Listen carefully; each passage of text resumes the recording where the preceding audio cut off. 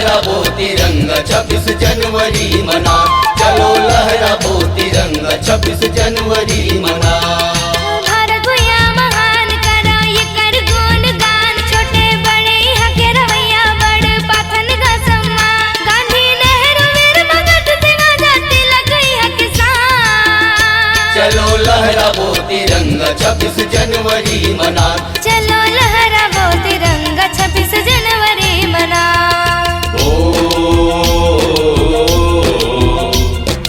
वंदे मातरम जय हिंद वंदे मातरम।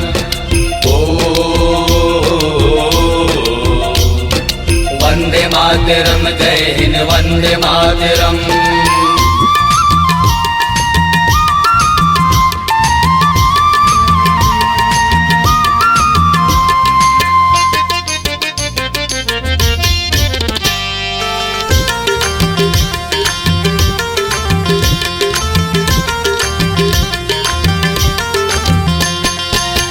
धर्म भेदभाव छोड़ो, माया के नाता जोड़ो, मानवता ले कोनो ना ऊपर ऊंच नीच बंधन तोड़ो।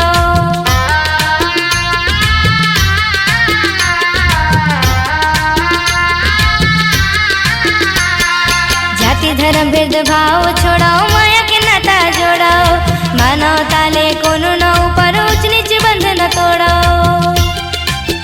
बिस्मिल सुखदेव खुदीराम देश भर हो गए ना बलिदान, चारों मोड़ा यहाँ घुसते शहीद सब कुछ भर जाएगा।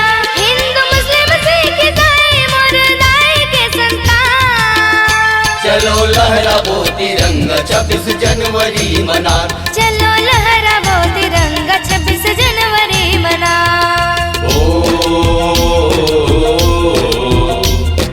वंदे मातरम जय हिंद वंदे मातरम।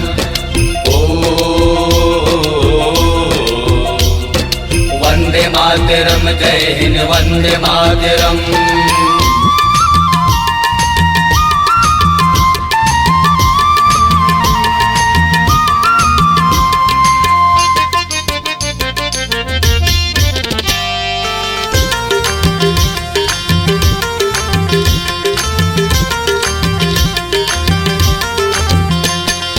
कुर्बानी के सींचे जल मोर मटी मम हवे, कृष्णा कावेरी गंगा जमुना गुन लगावे।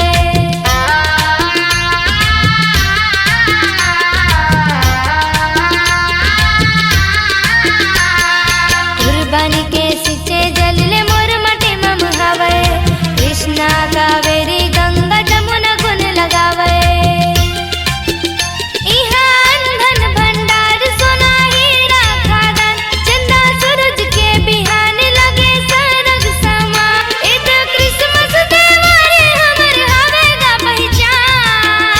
चलो लहराबो तिरंगा 26 जनवरी मना।